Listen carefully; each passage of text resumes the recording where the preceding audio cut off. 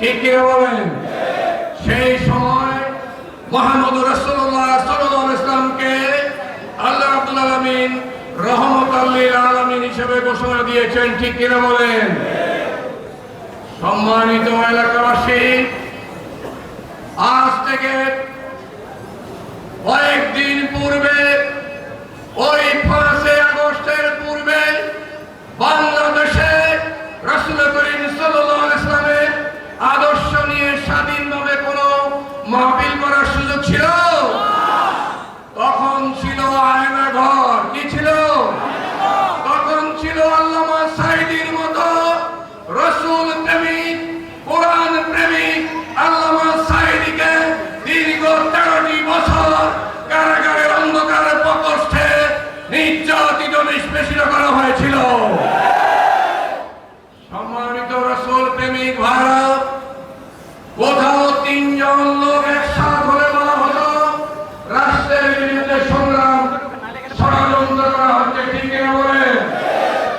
যদি কোথাও কোন বৈঠকে রুমের ভিতরে 3 জন লোক বসে বৈঠক করতেন, তখন তাদেরকে বলা হতো গোপন বৈঠক।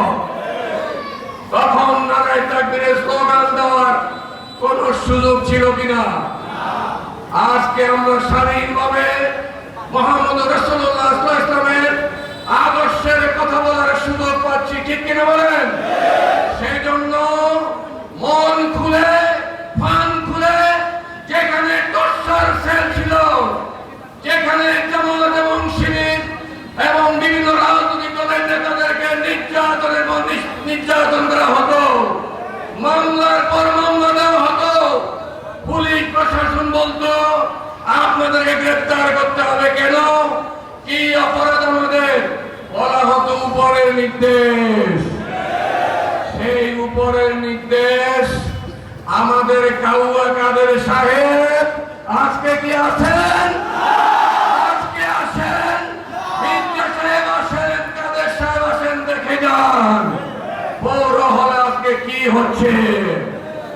আজকে রাসূলের এই আদর্শের আলোকে আমরা এই কোম্পানিগণকে গঠন করতে চাই।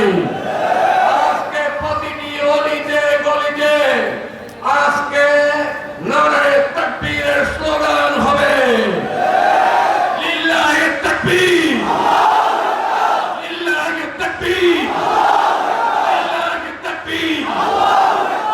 সম্মানিত ভাইরা, আমাদের মধ্যে নির্যাতন নিষ্পেষণ মামলা করা হয়েছে, আমরা তার কোনো প্রতিশোধ নেব না। কিন্তু প্রতিটি ঘরে ঘরে রাসূল সাল্লাল্লাহু আলাইহি ওয়াসাল্লামের আদর্শের আলোকে পারিবারিক বৈঠক করে আমার স্ত্রী, আমার ছেলে, আমার ভাই, আমার মা, আমার সন্তান সবাইকে নিয়ে ঘরে ঘরে, সমাজে সমাজে, ওয়ার্ডে ওয়ার্ডে নারায়ে তাকবীরের স্লোগান দিয়ে আমার পরিবার, সমাজ, রাষ্ট্রকে তৈরি করব। এটাই হচ্ছে আমাদের প্রতিশোধ। রাজি আছেন আপনারা? আমাদের আমিরে জামাত তিনি বলেছেন, তিনি যেহেতু রাসূল করিম সাল্লাল্লাহু আলাইহি ওয়াসাল্লামের উত্তরসূরি, মক্কা বিজয়ের সময় রাসূল ঘোষণা করেছিলেন আজকে সাধারণ ক্ষমা। ঠিক কিনা? কিন্তু যারা চিহ্নিত অপরাধী, রাসূল কি তাদের ক্ষমা করেছিলেন? ডাক্তার শফিকুর রহমান বলেছেন, যারা নির্যাতন নিষ্পেষণ করেছে, রাসূলের সৈনিকদের বিরুদ্ধে মামলা দিয়েছে, হামলা দিয়েছে, দীর্ঘ 17টা বছর কেন্দ্রীয় অফিস থেকে শুরু করে ওয়ার্ড অফিস বন্ধ ছিল। ঠিক কিনা বলেন? আজকে প্রত্যেকটি পাড়ায় পাড়ায় রাসূলের আদর্শে ইসলামী পাঠাগার গড়ে তুলতে হবে।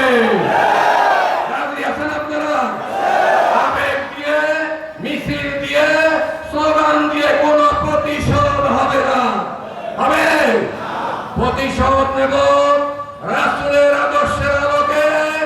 প্রত্যেক ওয়ার্ড থেকে গর্জে উঠতে হবে, প্রত্যেক ওয়ার্ড থেকে জনপ্রতিনিধি নির্বাচন করতে হবে, প্রত্যেক ইউনিয়ন থেকে রাসূলের সৈনিক তৈরি করতে উপজেলা থেকে রাসূলের সৈনিক তৈরি করতে হবে, পার্লামেন্টে রাসূলের সৈনিক পাঠাতে হবে। এটা কি আবেগ দিয়ে হবে? এটা কি আবেগ দিয়ে হবে? মিছিল দিয়ে হবে? স্লোগান দিয়ে হবে? হবে না। এটা হবে আজকে আমাদের নায়েবে আমির মাওলানা নিজামুদ্দিন ফারুকী যেভাবে রাসূলের ইমানের কথা বলেছেন, সে ইমানের আলোকে তেজদীপ্ত হয়ে গড়ে উঠতে হবে। এই রূপালী চত্বরে, এই সরকারি মজিদ কলেজে এবং এই পশুরার হাই স্কুলের মাঠে আমাদের তহিদি জনতার রাসূলের সৈনিকদের সম্মেলন হবে ইনশাআল্লাহ।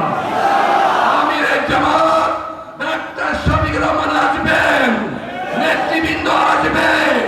কোন সন্ত্রাসী চালাবাজদেরকে এই জমিনে নেতৃত্ব কর্তৃত্ব করতে দেওয়া হবে না। সবাই কান পেতে শুনেন, যারা বিল্ডিং করতে গিয়ে লক্ষ লক্ষ টাকা চাঁদা নিয়েছেন, ওই আব্দুল কাদের মির্জা আজকে কোথায়? জনগণের টাকা ফিরিয়ে দিতে হবে, জনগণের অর্থ ফিরিয়ে দিতে হবে, সব কিছু ফিরিয়ে দিতে হবে। রাসূলের সৈনিকরা আজকে দেখেছে, রাসূলের সৈনিকরা রাসূলের আদর্শ প্রতিষ্ঠা ছাড়া ঘরে ফিরে যাবে না।